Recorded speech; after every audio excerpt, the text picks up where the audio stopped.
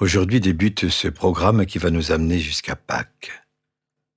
Ces 6 prochaines semaines, je te propose de prendre un peu de recul par rapport à ton quotidien et à suivre les pères du désert, ces moines qui s'installèrent dans les déserts d'Égypte, de Palestine et de Syrie au IIIe et IVe siècle. Ils y passèrent leur vie à prier, méditer et observer l'âme humaine. La spiritualité qu'ils y ont développée est riche, incarnée et encore très moderne. Chaque semaine, jusqu'à Pâques, nous aborderons un thème différent à partir des enseignements qu'ils nous ont laissés sous la forme d'apophthegmes, ces sentences imagées et édifiantes. Cette première semaine, ils nous aident à prendre conscience de cette vie intérieure cachée en chacun de nous et nous donnent des outils concrets pour en prendre soin. Il n'est pas évident de définir ce qu'est la vie intérieure. Nous ne pourrions pas l'enfermer dans une définition ou un principe. Les pères du désert, à travers leur spiritualité concrète et incarnée, privilégiaient d'abord l'enseignement par l'expérience plutôt que par de longs discours. Commençons dès maintenant à explorer cette vie profonde, trésor caché qui n'attend que d'être découvert.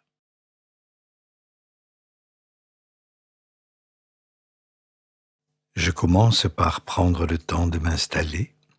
Je m'assois dans une position confortable et stable que je garderai tout le long de la méditation.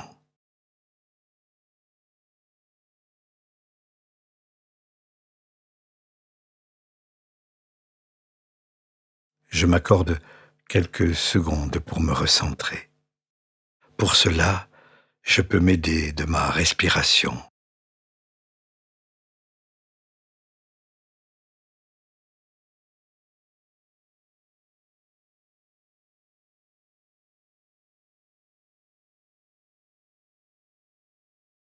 Mon souffle fait le lien entre l'extérieur et l'intérieur.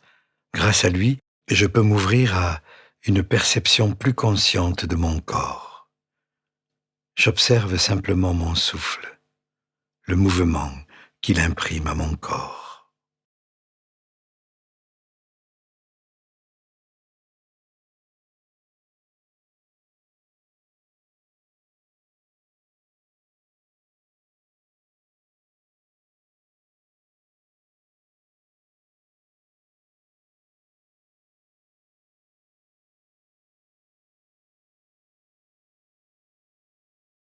J'écoute maintenant la parabole du trésor caché que Jésus nous enseigne dans l'évangile de Matthieu au chapitre 13.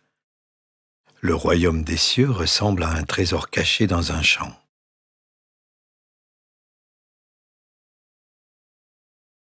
Quelqu'un le trouve et le cache de nouveau.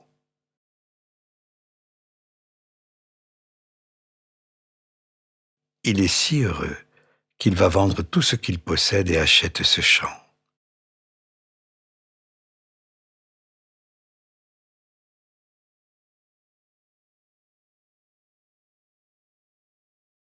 Quelqu'un le trouve et le cache de nouveau.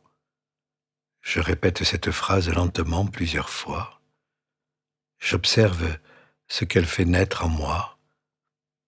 Je laisse venir les questions sans forcément chercher les réponses. Quelqu'un le trouve et le cache de nouveau.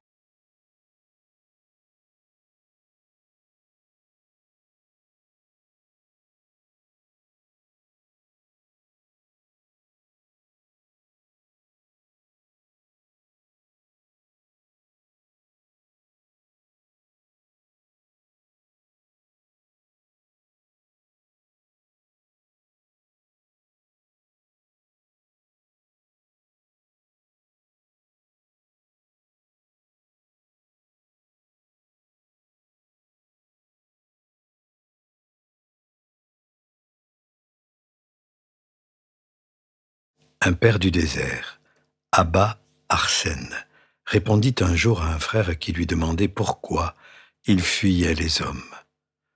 Dieu sait que j'aime les hommes, mais je ne puis être à la fois avec Dieu et avec les hommes.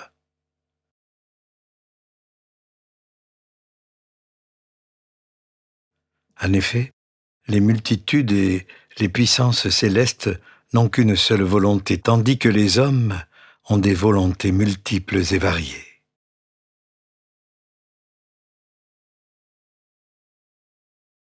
À cause de cela, je ne puis abandonner Dieu pour être avec les hommes.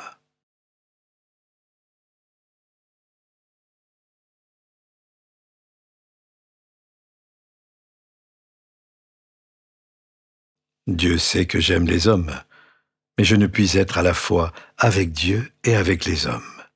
En effet, les multitudes et les puissances célestes n'ont qu'une seule volonté, tandis que les hommes ont des volontés multiples et variées. M'arrive-t-il parfois de ressentir ce sentiment de tiraillement, de dispersion? J'essaye de me rappeler les circonstances dans lesquelles j'ai pu ressentir cela la dernière fois.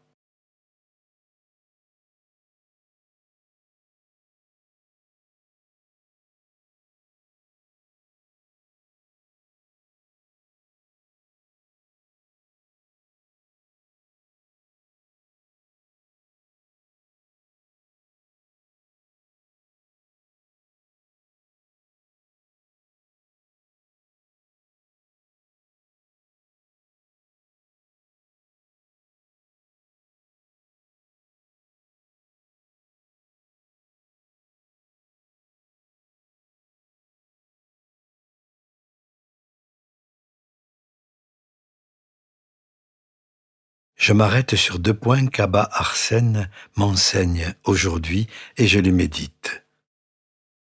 La première chose, je ne peux être à la fois à l'extérieur et à l'intérieur. Comment est-ce que je comprends cette phrase?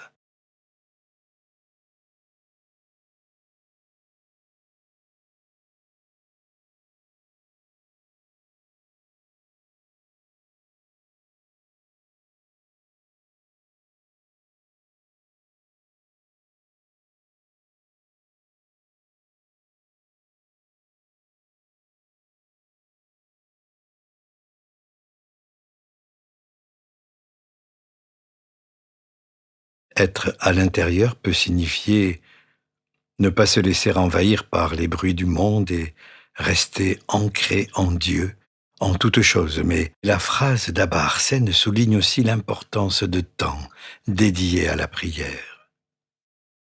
Comment cette alternance de temps avec Dieu et de temps avec les hommes me parle?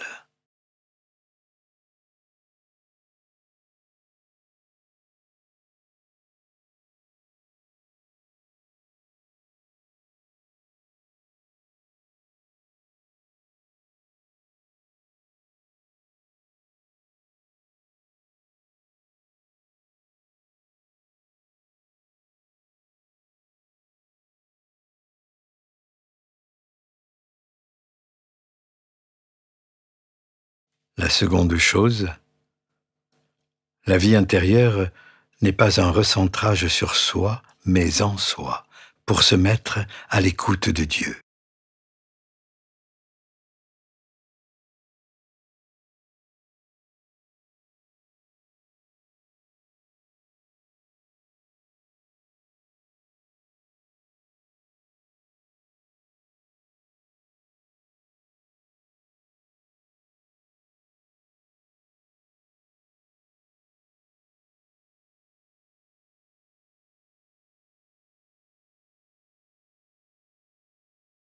Je termine cette méditation en exprimant à Dieu mon désir de rechercher et de prendre soin de ce trésor caché.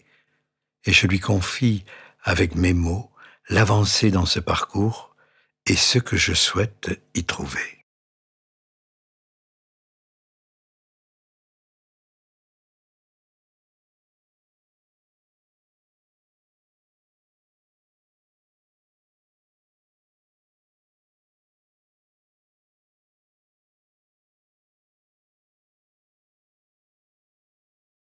Avant de me lever, je prends le temps de me resituer dans le lieu et le temps de ma journée.